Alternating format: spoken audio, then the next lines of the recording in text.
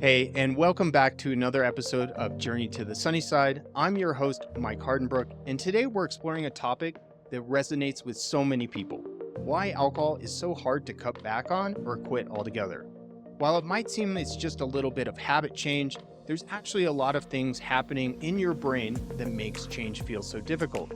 Joining me today is Phil Cowley, a pharmacist with over 20 years of experience who's known for simplifying complex health topics so that anyone can understand them. Today is going to help us break down the science behind alcohol's grip and why it can feel so challenging to make changes, even if you're just trying to cut back. All right, let's dive in with Phil Cowley, the owner and pharmacist of Cache Valley Pharmacy.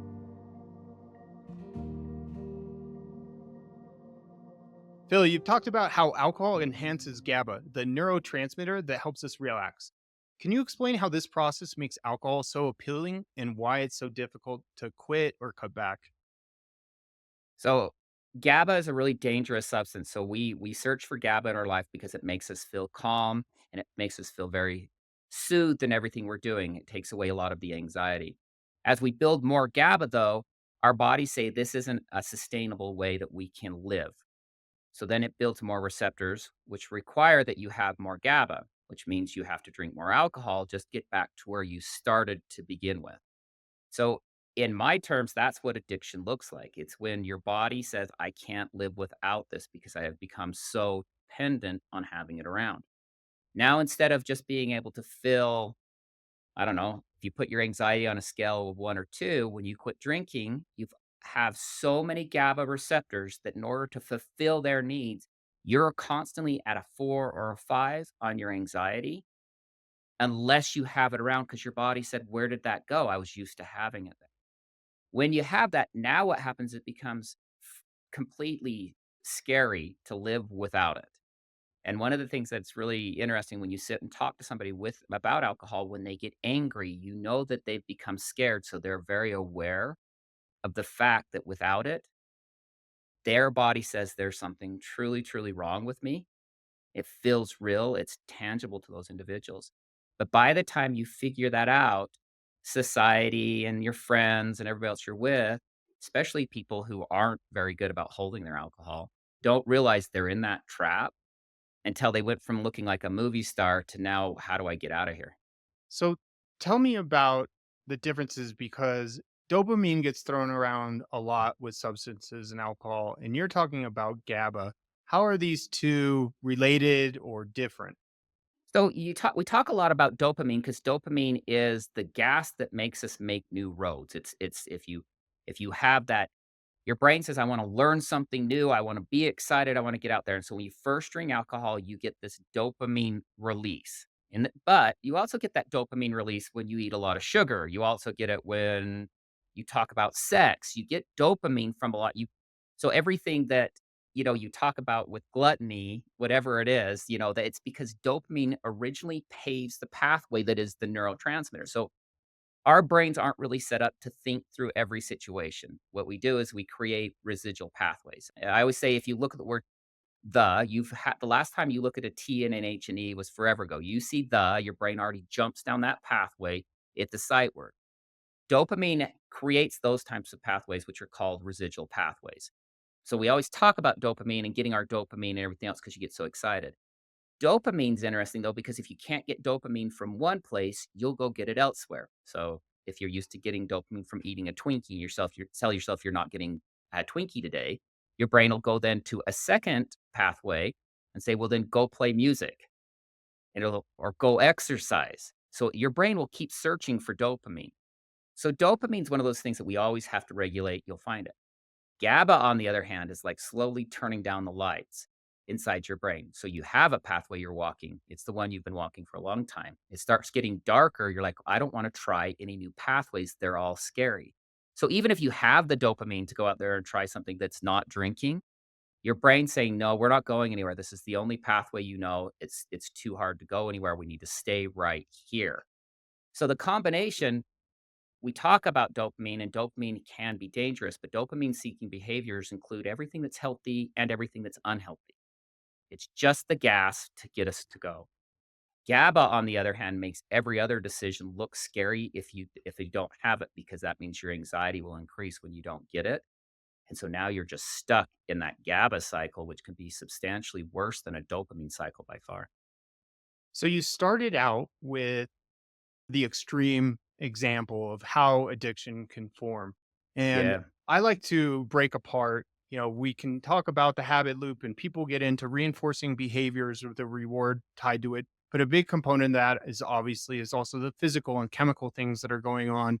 And there's also subtle ways that make resisting a drink all because of it's related to the chemicals and the physical side of it. Are there subtle ways that this starts to creep in when it comes to GABA?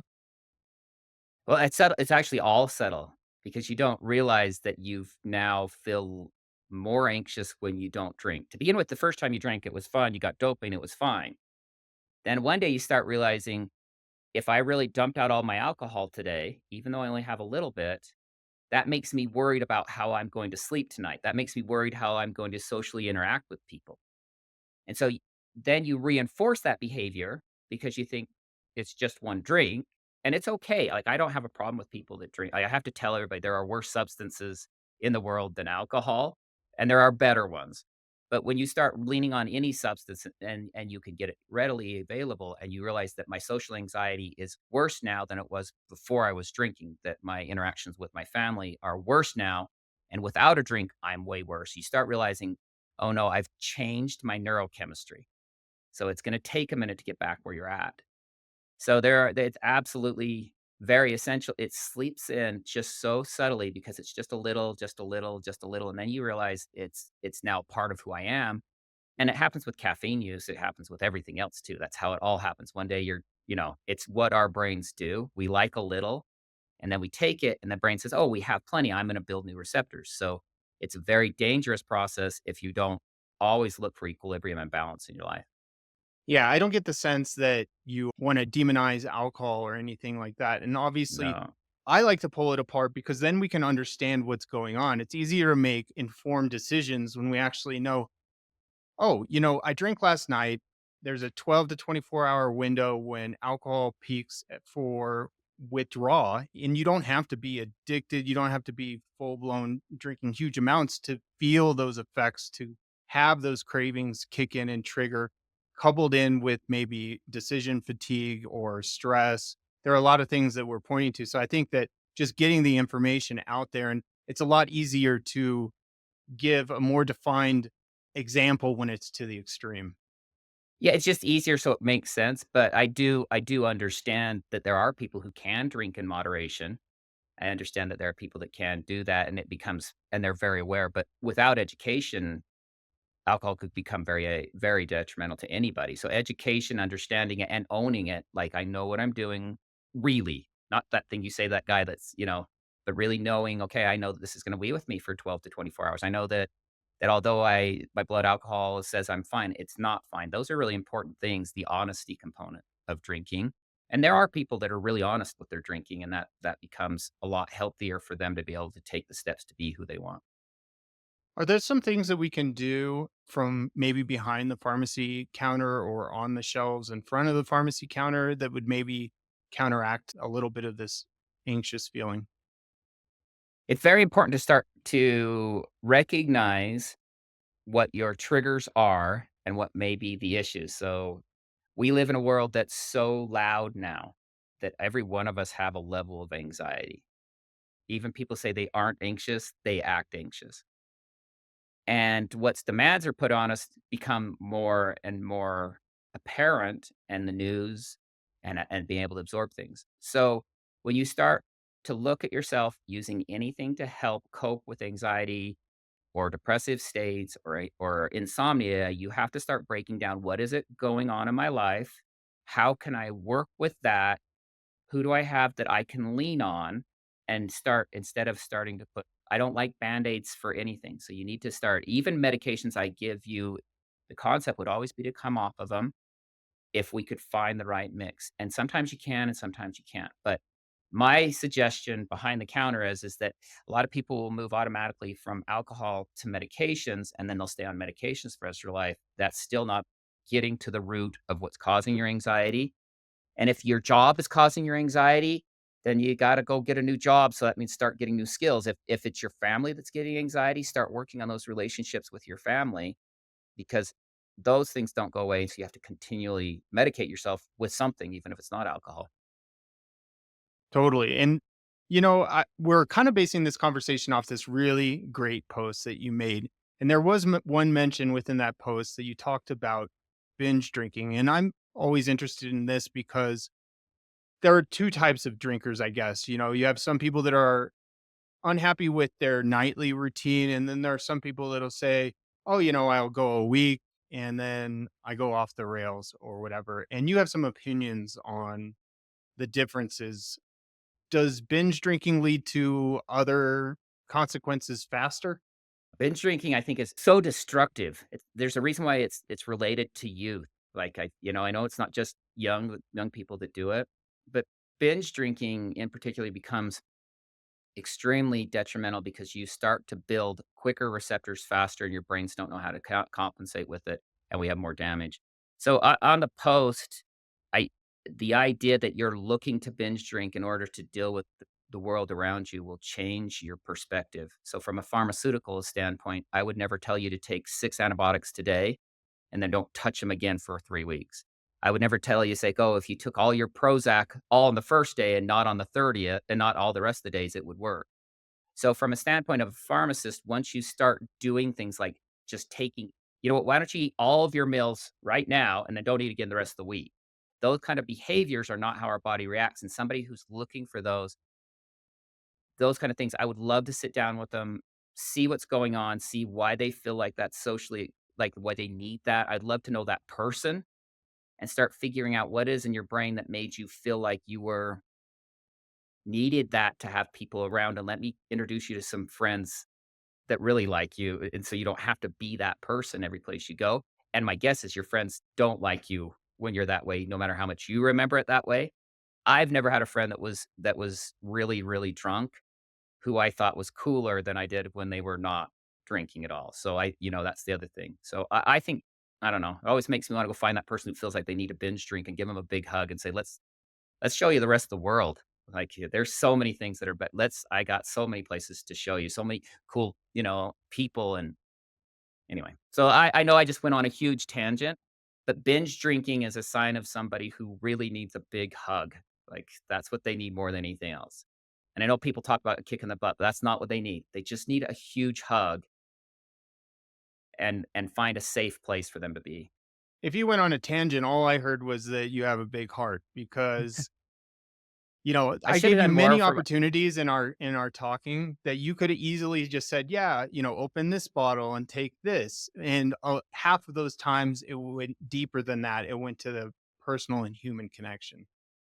well, you see it within your own family and you realize there are people who get to drink and be moderate. There are people who get that in their life. But there are a lot more that don't get to do that. And as soon as you make that person feel ashamed of who they are, it makes it really hard for them to have a solid life and be able to make good choices.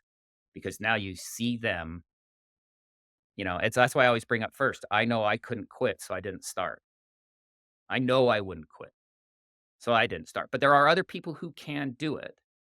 But even those people, they better have a good support network around them because times get hard and then you lean on something and then you're in trouble. So We could do a whole episode on shame around alcohol. That's for I sure. hate shame with alcohol because it's a stupid thing. Like, I don't shame anybody for taking anything else. I won't start here, but you don't also have to like their behaviors either. Like, you can be like, "I love you as a person, and when you're ready to come around, I'm here, always here for you." But I don't wanna be the one that's sitting next to you in the bar while you're making a fool of yourself. Like, I don't wanna do that anymore. 100%. So if we were going to recap today's episode, I think a few key points were around GABA. We talked about dopamine. We talked about the consequences of how those imbalances can affect our mood regulation and even our actions. So if somebody were to start taking note of what's going on or be able to realize what's going on, what are some basically observations that you would want to leave us with and any information you want to share? I love self-awareness, so the more that you give people the idea of, "Oh, the reason why I feel more nervous the day after I drink is because my GABA is now disappearing. So I know that this is becoming, so how do I help myself in the morning with that GABA? Because I don't want to do it anymore. You're saying, okay, maybe you take some more magnesium in the morning because magnesium helps us process it with the L-theanine, even though, so that way I don't have that nervous feeling. If somebody realizes that I have a dopamine seeking behavior of going to drink, but I also have dopamine seeking behavior of liking to exercise or being with my friends and having a good conversation, you have to replace the dopamine because you know, okay, that's a dopamine seeking behavior. Let me find one that's healthy. That's the morning when I'm losing my GABA. Let me find something to replace it. Will you become aware of what, because your brain is not your friend. I don't People always think that our brains are like our worst enemy. They're always doing the things we don't want to. It's like there's a duality there. So when you understand what your brain is trying to manipulate you to do, then you could kick back and say, "Yeah, instead of doing that, I'm gonna do this," and then you get to be in a healthy place. And so I like the idea of somebody saying, "Okay, I now understand the chemistry behind it. I'll make the decisions I wanna make because I know where I'm at." That empowerment leads to the self-actualization of who you wanna become.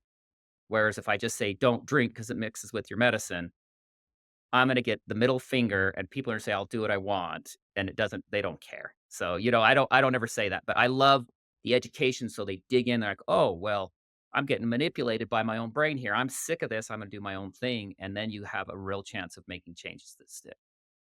Phil, if that wasn't powerful, I don't know what is, and something that's actionable as well. So I want to thank you so much, first of all, for your time, your openness to share, your insights. And this has just been an incredible episode. Thanks so much for coming on. No, I really appreciate everything you do. I appreciate the fact that you and your wife follow. Actually, tell your wife thank you first because she started, so she gets 100% of the credit. You don't get any, I'm Do afraid. But this for me. Say, hi, Priscilla. hi, Priscilla, and thank you, Priscilla. You are my favorite person that follows out of everybody. It's you I like the best. Thank you so much, Mike. This has been awesome. That's it for this episode of Journey to the Sunnyside. A big thanks to Phil Cowley for breaking down why alcohol is so challenging to cut back on and what's happening in our brains that makes this process difficult. Understanding this can be a key in making lasting change. And if you want to learn more about your own relationship with alcohol, head on over to sunnyside.co and take our 3-minute quiz to get personalized insights. And don't forget to follow us on Instagram at Join Sunnyside for more daily tips, resources, and success stories. Plus, you can enroll in our free masterclass, and you'll find that link right in our Instagram bio. If you've enjoyed today's episode, hit that subscribe button so you never miss an update from Journey to the Sunnyside. And until next time, let's keep moving towards a healthier, more mindful relationship with alcohol.